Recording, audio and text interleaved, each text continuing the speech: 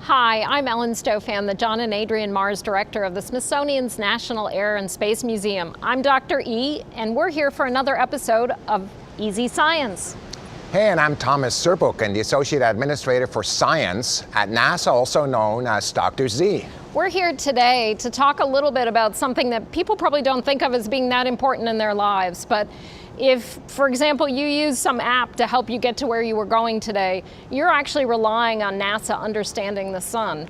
So we're looking at our star, our favorite star, the sun, and we see that the star is a magnetic star. You see, as the sun is boiling at the surface because it's so hot, it's carrying with it magnetic fields. And like little arcs, they're there and they're interacting with each other, liberating energy, UV energy of the type that, of course, burns your skin, an X-ray like you see at the doctor. That kind of radiation is coming from the sun and it's spreading around, causing what we call space weather. Of course, as it's heating out that atmosphere, the corona, it's also blowing away its atmosphere. It cannot hold on to it and it's filling the space between the planets. Now that space weather is what can disrupt our communication satellites, our GPS satellites. For the astronauts up on the space station, they even have to worry about what's going on the surface of the sun. Exactly right. And when they're leaving to go to the moon or to Mars, that is even more important because now we're away from the magnetic protection of our Earth. Now, NASA has a lot of spacecraft studying the sun, and they get as close to the sun as they can. But right now we have a spacecraft up there that's doing something pretty special. Can you tell us about the Parker Solar Probe? It's really the first spacecraft to touch the sun, to fly through that corona, through that atmosphere, and sample it in a way that we've never seen it. So in fact, it just completed its third orbit by the sun, and it's collecting data and sending it back to Earth. So we're learning about this atmosphere in a way we've never seen before, just now.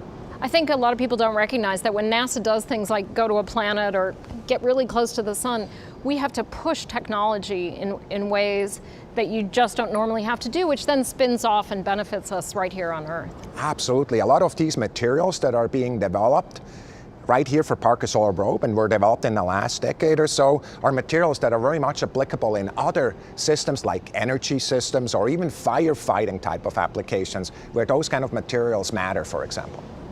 Now, we did get a question so that someone sent into EZScience, so don't forget about sending your questions in for future episodes.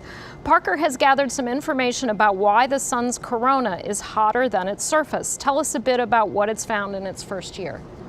What we're learning about is that the near corona, like right down there by the sun, is a lot more turbulent, a lot more interactive than we thought before. This is a spacecraft that was named for a living scientist, and can you tell us why we did that? Eugene Parker is so important for that entire field.